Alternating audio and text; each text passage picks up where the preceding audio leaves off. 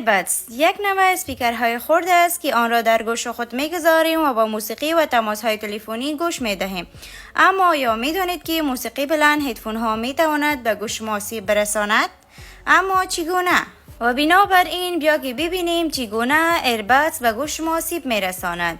گوش ما از 3 قسمت تشکیل شده است که با هماهنگی هم کار میکند و صدا ها را انتقال میدهد. و این 3 قسمت عبارت از گوش خارجی، گوش میانی و گوش داخلی هستند. گوش داخلی را به نام کوکلیا هم یاد میکند. ساختار پرشده حاوی سلولهای مویی کوچک است. این سلولهای مویی به ارسال پیام‌های صوتی به مغز ما کمک میکند. و امواج صوتی هنگامی که وارد گوش ما می شوند در پرده گوش ما امواج ایجاد می کند. این امواج ها سپس از طریق گوش میانی به گوش داخلی فرستاده می شود.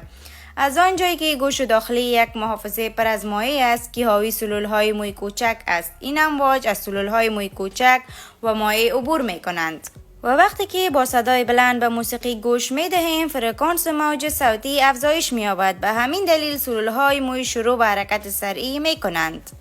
و اگر به طور مداوم به موج صوتی با فرکانس بالا گوش دهیم سلولهای موی کوچک ما در گوش داخلی شروع به آسیب می کنند که می تواند منجر به کاهش شنوایی شود و گوش ما با موج صوتی تا 70 dBA به خیال راحت گوش می دهد. بنابراین با استفاده از هدفون می توانیم از قانون 60 در 60 دقیقه استفاده کنیم.